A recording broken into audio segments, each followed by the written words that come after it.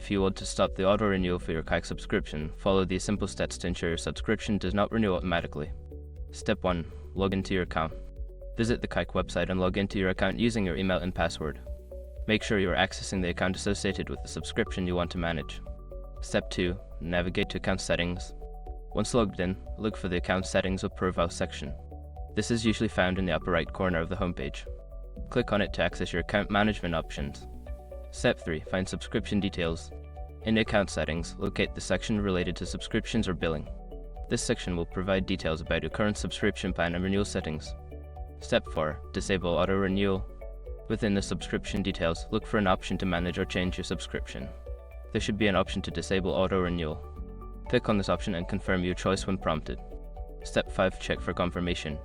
After disabling auto-renewal, check for a confirmation message or email indicating that the auto-renewal has been successfully turned off. It is important to ensure that the change has been processed. By following these steps, you can successfully stop the auto-renewal of your Kayak subscription. If you have any issues, consider reaching out to Kayak's customer support for further assistance.